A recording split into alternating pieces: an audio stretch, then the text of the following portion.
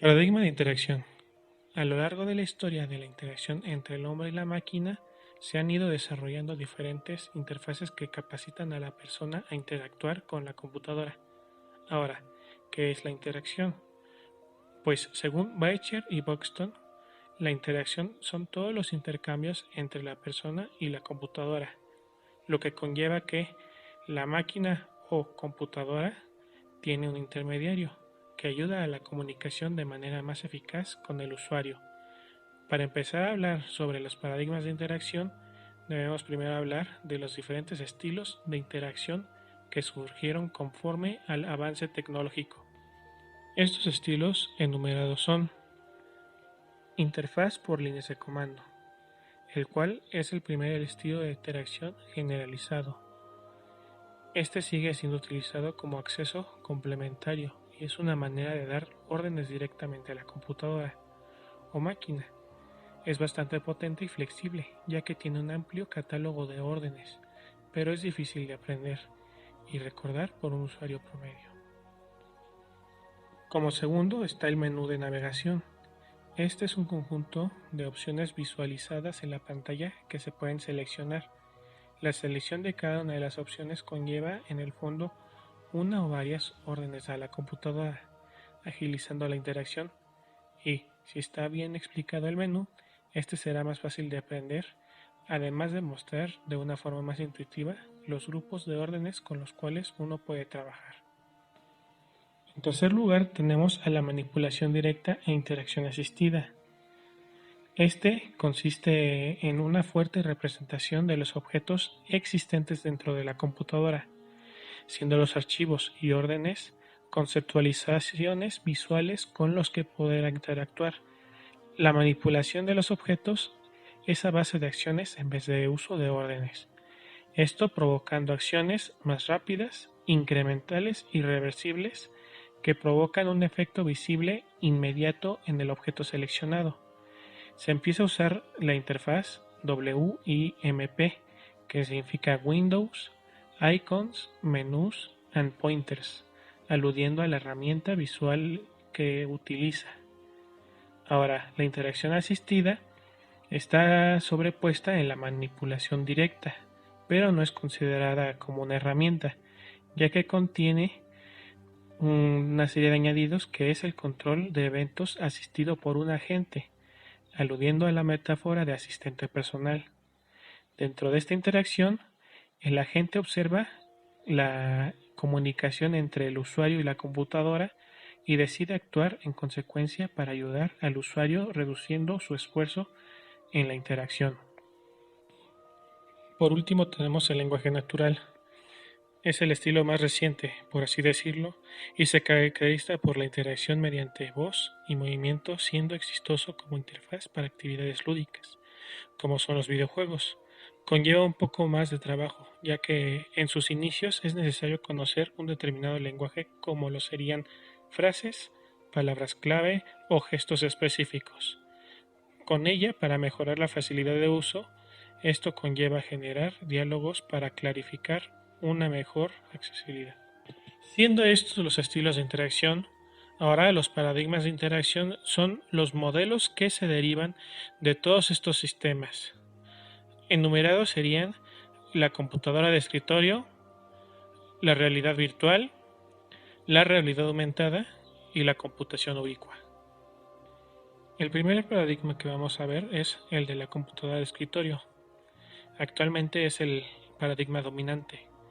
La interacción se realiza normalmente aislado del entorno.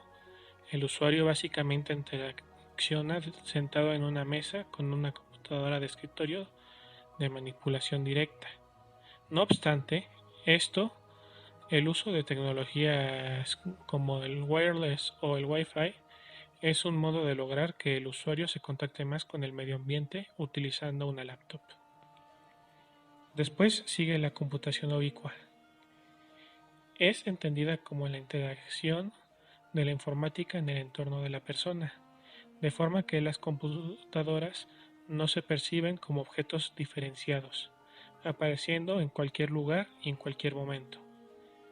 Es el concepto que determina por primera vez que el hombre no debe de adaptarse a la máquina, sino la máquina al hombre. A diferencia de la computación en el escritorio, la computación ubicua puede ocurrir al emplear cualquier dispositivo en cualquier ubicación y en cualquier formato. El usuario interactúa con la computadora viva, que puede existir en distintas formas, incluyendo computadoras portátiles, tabletas y terminales en objetos comunes, tales como refrigeradores, televisores o un juego de anteojos. Seguimos con el paradigma de la realidad virtual. Esta es una simulación por ordenador en la que se emplea el grafismo para crear un mundo que parece realista. Además, este mundo no es estático, sino dinámico y responde a las órdenes del usuario, ya sea gestos, voces o alguna interfaz intermedia. Su clave es la interactividad en tiempo real, que es la respuesta inmediata a la acción del avatar o el usuario, y el sentimiento de inmersión al participar de lo que se desarrolla en la pantalla. En aplicaciones comunes se puede encontrar en medicina, juegos, arte, enseñanza, en el entorno militar, en el entorno aeroespacial, en la publicidad, en el diseño, la arquitectura, la robótica y muchas más. Por último tenemos la realidad aumentada. La realidad aumentada es un paradigma de interacción que trata de reducir las interacciones con el ordenador utilizando la información del entorno como una entrada implícita.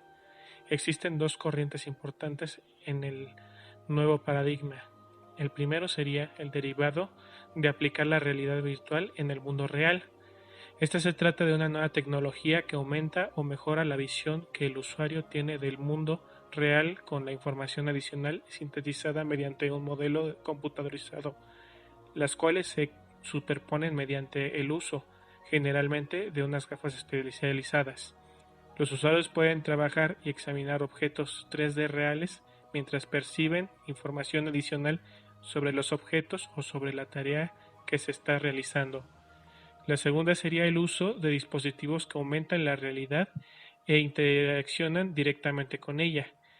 El usuario será capaz de interactuar con el mundo real, el cual estará aumentado por la información sintetizada por el ordenador.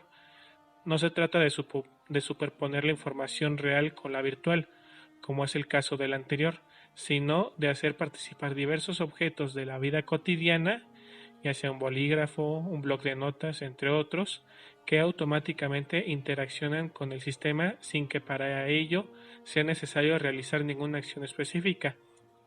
Esto es importante puesto que evitamos que el usuario tenga que familiarizarse con un nuevo entorno de trabajo. Ahora vamos a pasar a ejemplos de realidad virtual.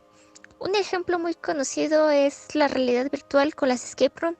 ¿En qué consiste un escape room? Un escape room es un entorno donde se ponen a uno o varios usuarios y se les propone una problemática en la cual se les dice que no podrán salir de dicho lugar hasta que la resuelvan, como por ejemplo son situaciones de fantasía donde se propone que si el usuario pierde es como si se quemara, se ahogara o cosas así. Es como ponerlos en un estado de estrés para que busquen la forma más rápida de escapar, como si estuvieran escapando de algo.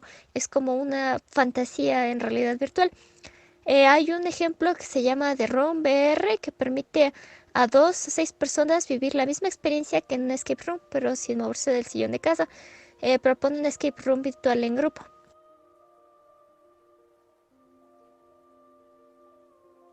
Ahora vienen los ejemplos de la realidad aumentada. En este caso vamos a hablar de Volvo y la realidad aumentada para el diseño de automóviles. Ellos ocupan una tecnología llamada Microsoft HoloLens. Con este dispositivo se pueden generar hologramas a nuestro alrededor que interactúan con las propiedades físicas de nuestro entorno, ya sean paredes, suelo, muebles, pero de una forma no intrusiva. Esto quiere decir que podemos ver y estar cómodos en nuestro entorno real. Es la llamada realidad mixta o la evolución de la realidad aumentada. Volvo utiliza este dispositivo para generar diseños de sus nuevos automóviles de una forma diferente. En este caso se pueden ver los diseños a tamaño real, hacer modificaciones y ver esos cambios. Con todo ello, con un aspecto totalmente realista. compañeros, esa fue nuestra exposición de Friend Cecilia. Esperamos que les haya gustado mucho. Si tienen alguna duda lo pueden dejar en los comentarios, como ya saben de los previos videos, y esperamos que tengan un bonito día. Muchas gracias.